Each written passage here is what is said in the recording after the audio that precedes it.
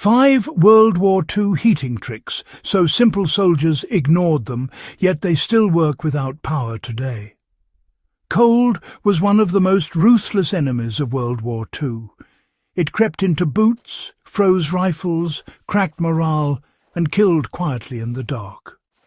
Bullets made headlines. Winter did the real damage. What's rarely talked about is this. Some of the most effective heating tricks of the war weren't secret technologies or military gear. They were simple survival methods hiding in plain sight. So basic that many soldiers ignored them. And yet, decades later, they still work perfectly without electricity, fuel systems, or modern tools.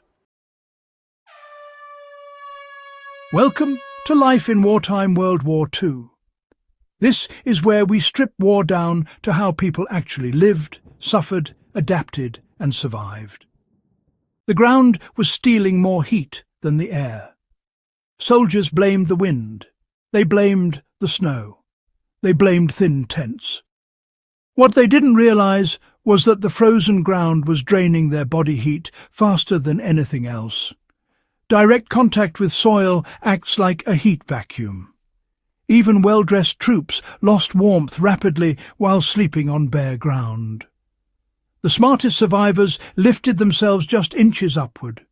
Wooden boards, stacked branches, crates, or tightly packed earth created a break between the body and the cold. Heat naturally rises, but cold ground pulls it down. Elevation wasn't comfort, it was survival. Later studies confirmed what wartime civilians already knew. Ground contact can increase heat loss by nearly a third overnight. Thin walls worked when air was trapped. Thick walls weren't always possible, but clever layering was. World War II shelters that performed best weren't built heavy. They were built smart. Multiple thin layers with trapped air between them held warmth far better than solid mass. Blankets pressed flat against walls did almost nothing. But hang that same fabric with air gaps and suddenly heat stayed inside. Cardboard, cloth, even paper worked when spaced properly. Air is the real insulation. Soldiers often missed this because it looked flimsy. Physics didn't care how it looked. In civilian shelters and prisoner camps, people slept close together for a reason. Tight grouping reduced exposed surface area and created a warmer microclimate. Fire was dangerous. Smoke gave away positions, fuel ran out fast. And well, big fires burned calories as quickly as they warmed bodies. In contrast, shared body heat required nothing at all. Body alignment mattered. Side-by-side positioning conserved heat far better than spreading out. This wasn't desperation, it was biology. When fires were used, size was the enemy. Large fires wasted fuel and threw heat outward into the night. Smart heating came from control, not intensity. A small fire, paired with a reflective surface, focused warmth exactly where it was needed. Dirt walls, scrap metal, flattened tins, even compacted earth reflected heat back towards sleepers. Field tests during World War II showed reflected heat could increase usable warmth by up to 40% without burning more fuel.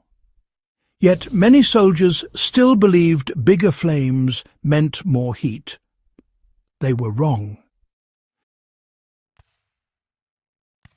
One of the deadliest mistakes in cold conditions was overdressing. Sweat-soaked clothing. Wet fabric stripped heat from the body faster than cold air ever could. World War II survival guides warned against this, but exhaustion and fear made soldiers ignore it. The real trick was timing. Remove layers before sweating. Add them back before resting. Keep the core dry at all costs. Veterans later admitted that managing clothing intelligently mattered more than having heavy gear. Dry insulation always wins.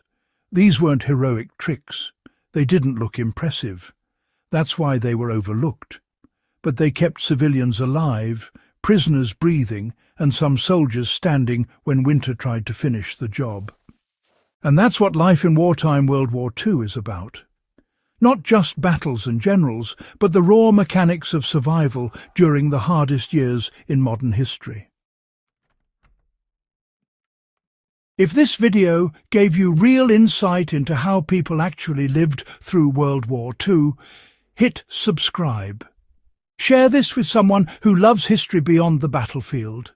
Because war wasn't just fought, it was endured.